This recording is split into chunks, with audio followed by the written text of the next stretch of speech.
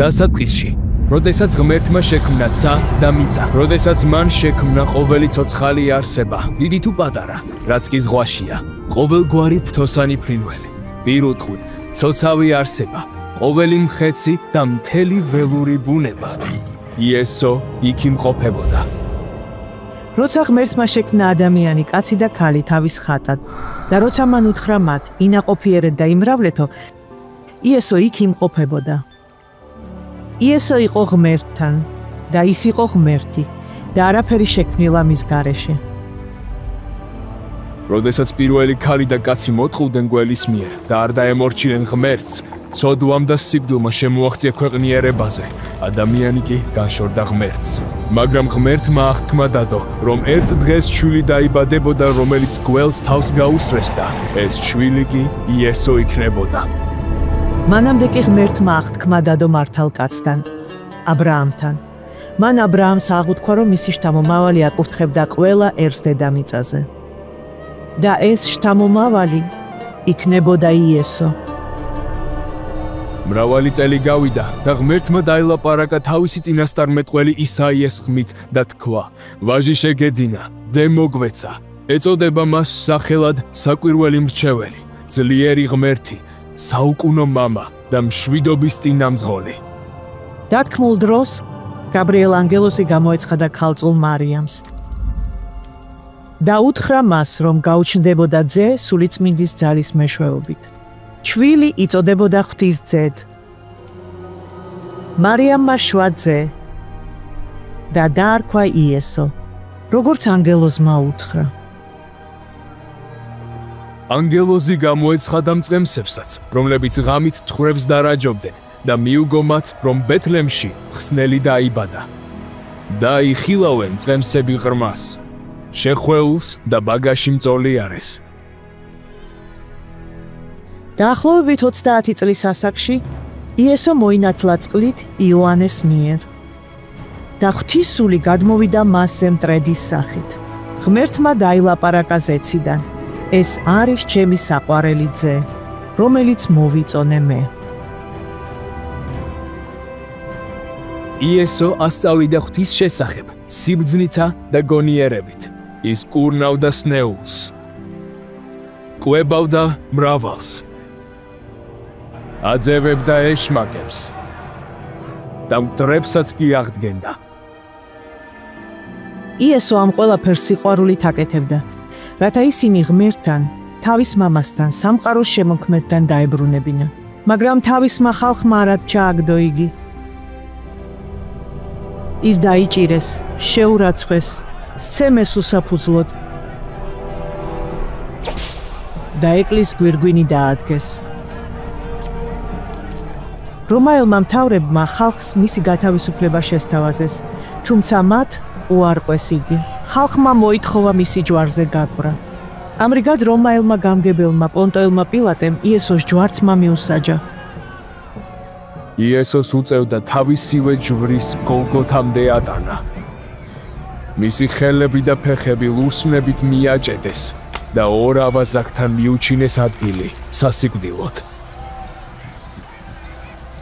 ჯვარზე გაკვრულმაც კი თავის მამას შეხახადა, რომ მიეტევებინა მათთვის ის, რაც ჩაიდინეს. ნელმა მოიცვა დედამიწა და გარკვეული ხნის შემდეგ იესომ თქვა: აღსრულდა. იესომ თავი დახარა და ბოლოჯერ ამოისუნთქა. მან თავისი სისხლი დაღვარა კაცობრიობის ცოდვებისათვის. მიწა იძრა და დაძრის კრეცამბელი ორად გაიყო. მისი სხეული ჯვრიდან ჩამოხსნეს, დილოში გაახვიეს და სამარხში დაასვენეს. საფლავს კი დიდი ქვა მიაგორეს და დაცვად რომაელი ჯარისკაცები დაუყენეს. მაგრამ მესამე დღეს ანგელოზმა ქვა გაწია.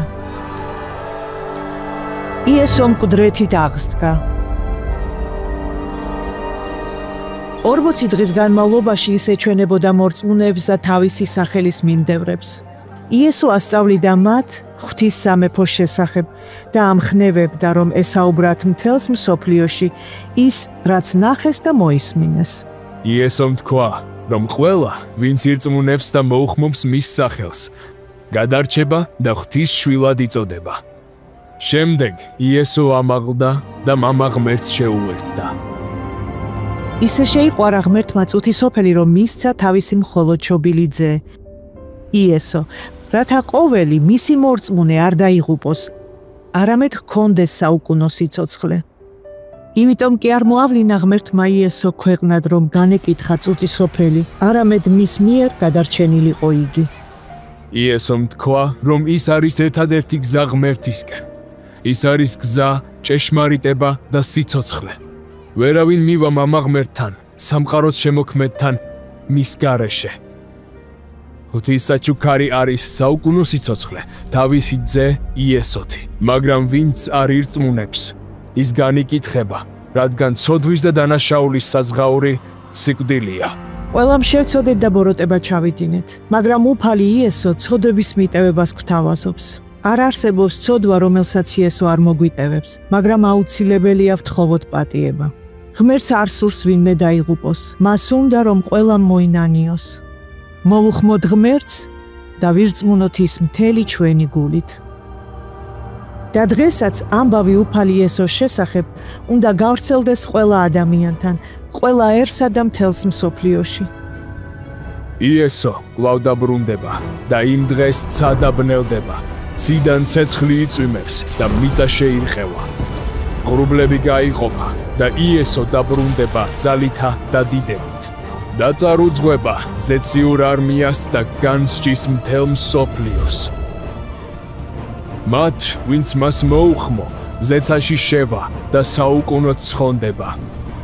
ის ქმნის ყოველივე ახალს და განაშორებს ცრემლს, დარდსა თუ სირცხვილს. მაგრამ ვინც უარყოფს მის სახელს და არ ირწმუნებს, საუკუნოდ დაისჯება. იესომ თქვა, ვიწროა გზა, რომელსაც სიცოცხლისკენ მივყავართ, დაღუპვისკენ მიმავალი გზა კი ფართოა. ახლა შენ უნდა გადაწყვიტო. ირწმუნებ თუ არა იესო ქრისტეს, როგორც უფალს და მხსნელს, თუ ზურგს აქცევ და უარყოფ მას. ახლავე შეგიძლია მოუხმო იესოს, მოინანიო და ხპოვა პატიება. ირწმუნე, რომ ღმერთმა იესომ მკვდრეთით აღადგინა და გადარჩები და შენ ღმერთის შვილი გახდები. ერთგულად გაყევი მას და გაუზიარე ეს უწყება სხვებს, რათა ისინიც იქცნენ ღვთის შვილებად. ჩვენ ერთად ვიტყვით, მოდი, უფალო იესო. ამ ამბის თითოეული ნაწილი ჭეშმარიტია და დაწერილია ღვთის წიგნში, ბიბლიაში. მოდი ყველამ ერთად ვილოცოთ გადარჩენისთვის. ღმერთო, ვაღიარებ, რომ იესო უფალია. წამს, რომ ის იშვა ქალწულის მიერ, ჯვარს ეცვა ჩემი ცოდვებისთვის და აღსდგა მკვდრეთით მესამე დღეს. ვაღიარებ, რომ შევცოდე შენ წინაშე და ჩემით გადარჩენა არ შემიძლია. იესო, გთხოვ რომ მაპატიო, მხოლოდ შენ მოგენდობი. წამს, რომ ახლა შენი შვილი ვარ და შენთან ერთად გავატარებ მარადიულობას. იესო, შენ მიწინ ამძღვრე სული წმინდის მეშვეობით. დამეხმარე, შეგიყვარო მთელი გულით, სულითა და გონებით და შევიყვარო სხვები, როგორც საკუთარი თავი. გმადლობ, რომ დამიხსენი შენი სისხლის ფასად, იესო. ვლოცულობ შენი სახელით. ამინ.